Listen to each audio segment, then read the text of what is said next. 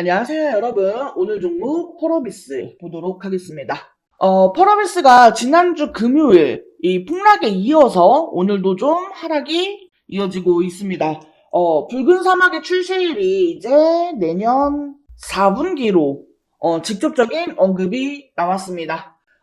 사실 게임에 굉장히 진심인 저는요, 이 붉은 사막 출시 굉장히 기대했었거든요. 얼마 전에 NC에서 내놓은 저니 오브 모나크 진짜 대실망이었거든요. 그래서 이 붉은 사막의 출시에 대한 기대가 굉장히 컸었어요.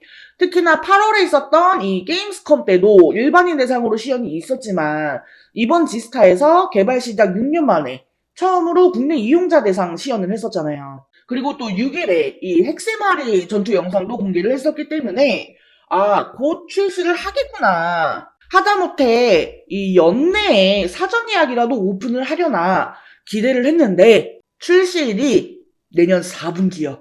네, 솔직하게 가장 지배적인 의견은요, 내년 2분기였습니다.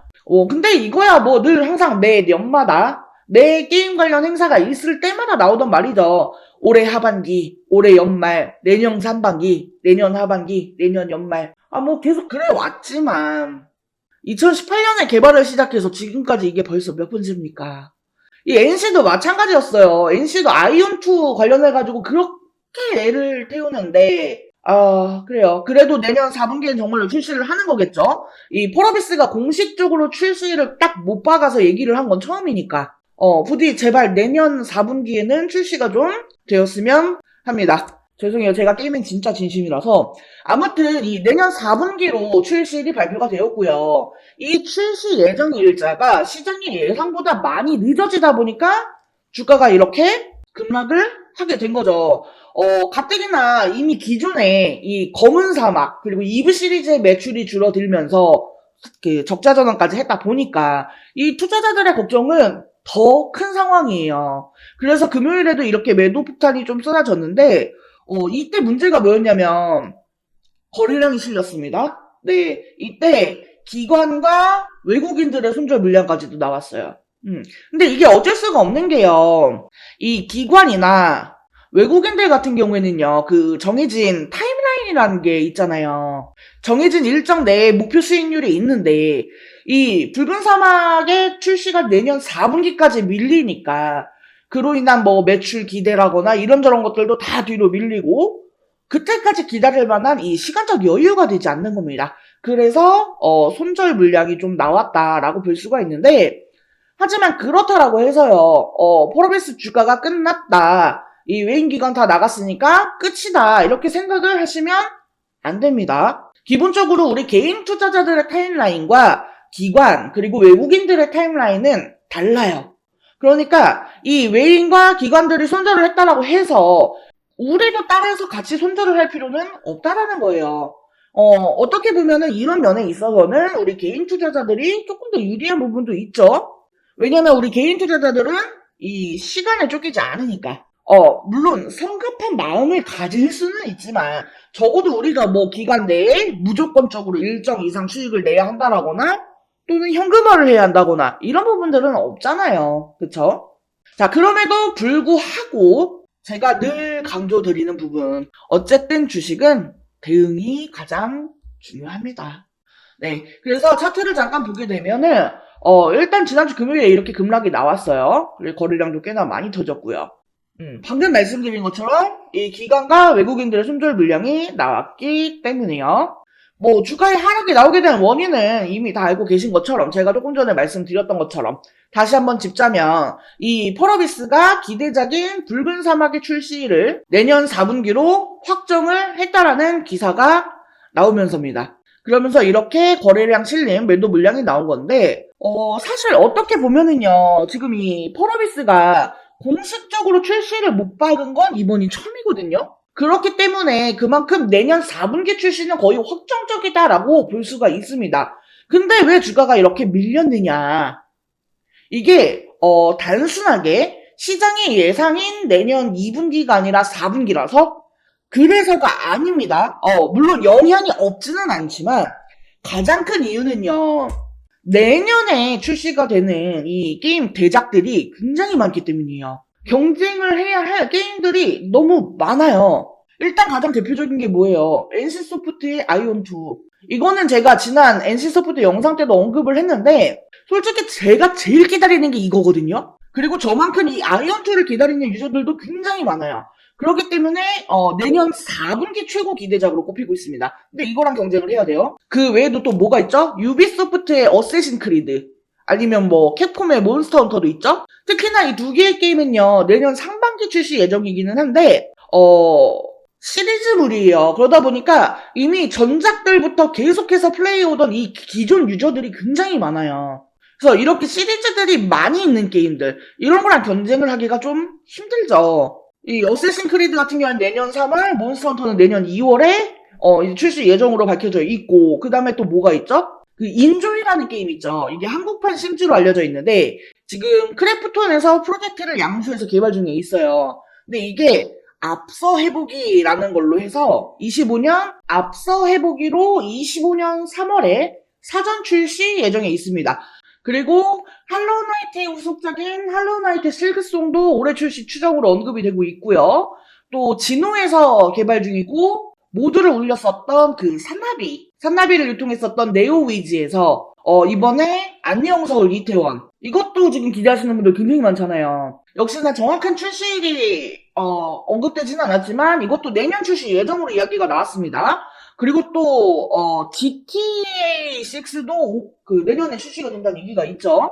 뭐 그 외에도 듄 시리즈나 카자, 뭐 크로노 오디세이, 사일런트 힐 F, 뭐 어마어마한 대작들이 굉장히 많이 쏟아져 나올 예정이거든요. 그러니까 지금 이렇게 전작부터 이어져 오는 시리즈물들이 많이 나와 있는 게임이라거나 많은 관심과 기대를 받는 다른 이런 대작들이 넘쳐나는 상황에서 이 붉은 사막이 경쟁을 하면서 흥행을 하기는 좀 많이 어렵지 않나 하는 그런 우려가 있는 겁니다, 현실적으로. 그래서 이제 뭐 나름대로 이 경쟁 게임들과의 출시 충돌을 피하고 게임의 완성도를 높이기 위해서 출시 예정일을 4분기까지 미룬 게 아닌가, 그런 전략으로 분석이 되는데 지금 내년 상황을 보면은 차라리 아예 더 미루는 게 나은 전략이 될 수도 있지 않을까 싶어요. 차라리 이제 후년 3반기라거나. 뭐 그래도 일단 오랫동안 이 붉은 사막을 기다린 만큼 결과가 나오기 전까지는 조금 더 지켜볼 필요성도 있어 보여요. 뚜껑을 열어봐야 아는 거니까요. 지금 이 붉은 사막이요, 평 자체는 나쁘지가 않거든요. 오히려 게임스컴에서 이 평가가 굉장히 좋았는데 뭐 게임 시스템 자체적으로요, 뭐 그래픽이라던가 스토리, 게임 뭐 종족 설정, 뭐 전투, 이런 부분에 있어서는 이 게임 평론가들 사이에서 굉장한 호평이었습니다. 걸리는 부분은 이제 내년 4분기에 출시 예정이라고 하는 이 기회비용, 이게 사실상 최대 리스크죠. 자, 그래서 다시 한번 차트를 보면은요, 지금 주가가 3만원도 끼고 내려왔어요. 그쵸? 그리고 내년 4분기면은 이제 10월, 11월, 12월이 4분기잖아요.